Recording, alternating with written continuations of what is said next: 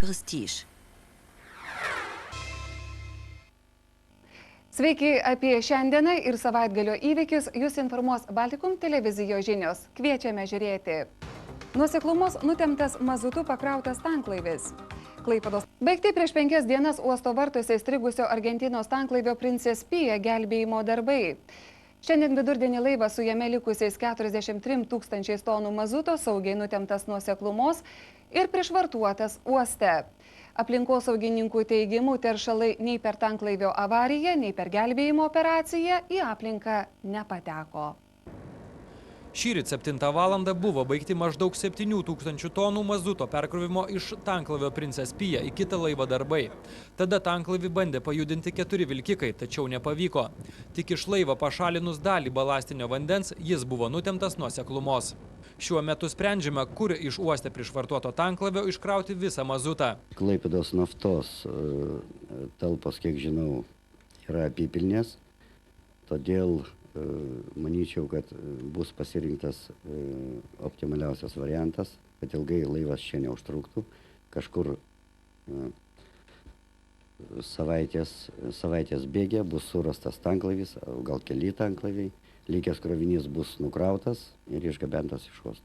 Manoma, kad tanklaivis bus plukdomas remontuoti į Lenkiją, mat Klaipėdoje nėra dokų, į kuriuos tilptų 216 metrų ilgio Princess Pia. Tačiau Argentinos laivas nebus išleistas, kol jo savininkai nepateiks bankų garantijos dėl žalos atlyginimo uosto kompanijoms bei tarnyboms. Skaitliukai labai paprasti. Pinigus skaičiuoja. Reiškia, uosto rinkliavos, žala, kurią patyrė uosto naudotojai. Kad gelbėjimo operacija nebūtų stabdoma, teko įsikišti ir miesto apylinkės prokuratūrai. Pareigūnai oficialiai įspėjo tanklaivio kapitoną, kad jis vykdytų uosto tarnybų reikalavimus. Laivo kapitonas bando apkaltinti mūsų locmaną, teigdamas, kad plaukiant farvateriu locmanas liepė sukti kairį kažkiek tai laipsnių, nors jis matė pagal savo navigacinius dokumentus ir prietaisus, kad ten negalima sukti, tačiau perdavė svarininkų komandą pats kapitonas, kad pasukti. Kol kas speciali komisija išvadų dėl avarijos priežasčių nepateikė. Be to, kol kas tiksliai nenustatyta, ar tanklaivis buvo užplaukęs ant seklumos, ar ant seniau šioje vietoje nuskendusios baržos liekanų. Bet kokiu atveju teigiama, kad laivas nukrypo nuo kurso. Pusėms pirmadienio panoramą laidoje matysite. Paaiškėjo, kad Argentinos tanklaivis Klaipėdos uoste buvo užplaukęs ne tik ant seklumos, bet ir ant nuskendusios baržos. Jos liekanos naujame jūrinėme žemėlapyje nepažymėtos. Klaipėdos uosto akvatorijoje sėkmingai baigta beveik 5 paras trukusi įstrigusio Argentinos tanklaivio Princess Pia gelbėjimo operacija. Šį rytą išpompuojant iš įstrigusio tanklaivio balastinius vandenis prieš vidurdienį netikėtai pakilo laivo priekis ir jis ėmė nebesiekti marių dugno. Tuomet padedant 4 vilkikams bei 2 locmanams Princess Pia nutemta nuoseklumos ir prišvartuota prie krantinės Klaipėdos uoste. Uosto tarnybų specialistai sako, kad gelbėjimo operacija sėkminga ir jos metu į aplinką neišsiliejo nė lašas laive likusio mazuto. Jokios taršos uosto akvatorijos ar kitokio kokio poveikio aplinkai, žalos visiškai nebuvo. Aplinkosaugininkai sako, kad po nutempimo apžiūrėjus vietą, kur buvo įstrigęs tanklaivis, mazuto išsiliejimo žymių nepastebėta. Tačiau vandens mėginių nepaėmė, nes esą vizualiai nepastebėjus išsiliejimo to daryti nereikia. Tanklaivį agentuojančios bendrovės atstovo teigimu, apie 40 000 tonų laive likusio mazuto bus iškrauta Klaipėdoje. Avariją patyręs tanklaivis remontuojamas bus užsienyje, nes Klaipėdoje nėra tam tinkamo dydžio doko.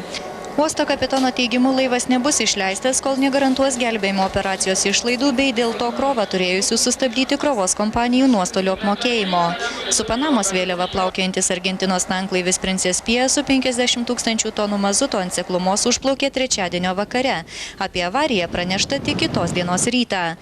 Išorinis dvigubo tanklaivio dugno sluoksnis buvo pažeistas keliose vietose, o vidiniam likus veikam mazutas į aplinką neišsiliejo. 21 įgulos narys per avariją nenukentėjo. Princess Pia statyta 1979 metais. Jo techninė apžiūra atlikta šiemet. Klaipėdos uosto vadovai nebeslepia, jog avariją patyręs tanklaivis užplaukė ne tik ant seklumos, bet ir ant nuskendusio laivo liekanų, kurios naujame jūrinėme žemėlapyje nepažymėtos.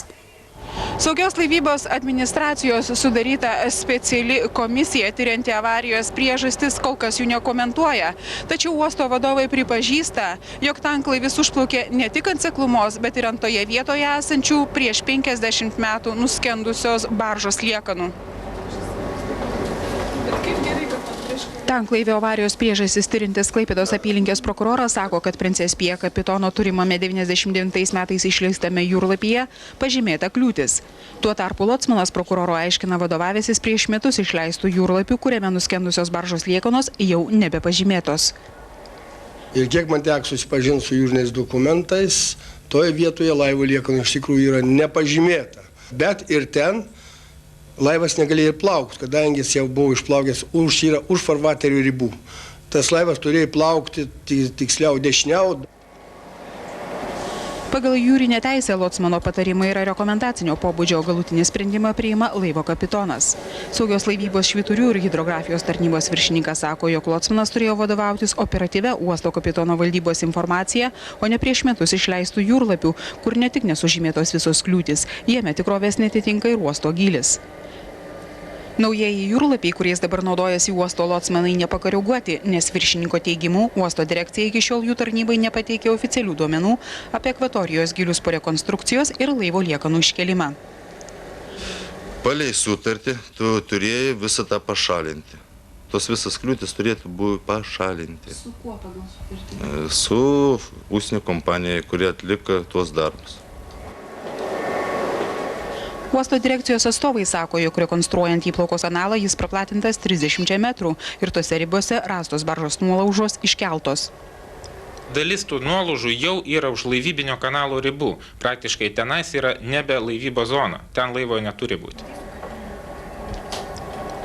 Uosto įplaukos kanalo rekonstrukcijos darbų priėmimo perdavimo aktas, pasak direkcijos vadovų, pasirašytas tik prieš mėnesį, todėl naujausių duomenų hidrografijos tarnybai perduoti paprasčiausiai nespėta.